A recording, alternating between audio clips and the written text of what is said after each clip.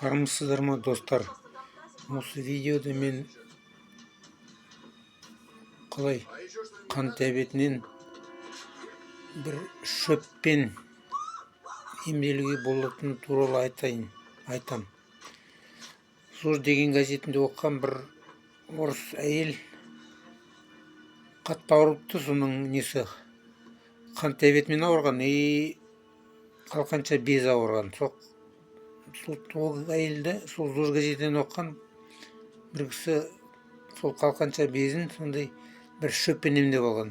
Шөптің аты орысша макрица деген шөп. Мен қазақша атын білмеймін ол шөптің. Одан кейін ол әйел сол шөпті ішіп ол кезде уже тұрмай қойыпты, уже денсаулығы нашарлап, қатты ауырып. Содан кейін сол ішіп сол қалқанша безін емдеп шығыпты. Врачтар бәрі жақсы деп, содан кейін қанын тексеріп айтады, сізде анау қант диабеті жоқ, қант бәрі дұрыс орнында деп. Одан кейін ана әйел соған қуанып тұрып жүріп кеткен. Содан кейін бір таныс үш әйелдер сондай қант диабетімен қатты ауырып жүргендер соны қолданып, соның айтқанын сөйтіп сондай шөппен сол емделіп, олдары да емделіп кетті. Сол қант диабетін жазылып алды. Сол бірінші сол шөп ішкенде дейді, врачтар берген дәрімен бірге қосып ішу керек. Одан кейін қант азайған сайын сол дәріні азайтып, сонда шөп ішу керек деп айтады. Сондай шөп бізде Қазақстанда аптекалерде ондай шөп біздің жақта Өскеменде мысалы өседі, әуреттерде өседі. Ол кәдімгі бір арам шөп, оны бәрі жұлып құтыла алмайды. Білетіндер айтады, оны үйректер, қаздар, тауықтар керемет жейді дейді. Мен оны тауық ұстамаймын, білмеймін енді. Ана жолы мен әйелім таңертең шөлде ояна бастады. Мен ойладым, енді қанты көбейме деп. Содан кейін мен сондай шөпті іздей бастадым да, Қазақстанда аптекаде ол Павлодар қаласында сатылады. Мен сол Павлодар қаласынан жаздырып алдым. Міне сол шөп, не қараңыздар.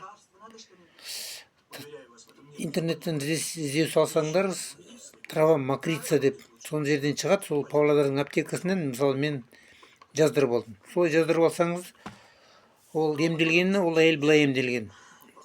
Үлкен қасықпен салып алады да сондай шөпті. Бір қырлы стақанға, үлкен стақанға қайнаған суды құйып қояды. Бір қасық шөп салады да үстінен сондай суық таңертең құйып қояды, толтырып стақанды. Үстінен бірдеме жауып қояды да, ол түске дейін тұрады. Түсті соны марлемен сүзіп алады да, содан кейін үшінші бөлігін ішіп алады. Содан кейін жарты сағаттан кейін тамақ ішеді. Кешке жақында солай тамақтың алдында жарты сағат бұрын тағы бір бөлігін ішіп алады. Қалған бөлігін, үшінші бөлігін таңертең ішеді аш қарынға. Сөйтіп ондай шөпті ішіп, сол әйел қант диабетінен мүлдем емделіп шықты.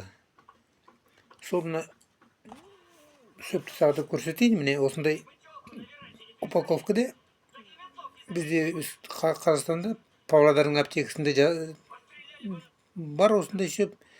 Мен осыны Өскеменге Павлодардан почта арқылы жаздырып алдым. Сіздерге де іздесеңіздер, бұл далада мысалы қазір қыста шөп жоқ қой, қазір мысалы оны сол Павлодардың аптекасында басқа жаққа сол почта арқылы жаздырып алуға болады.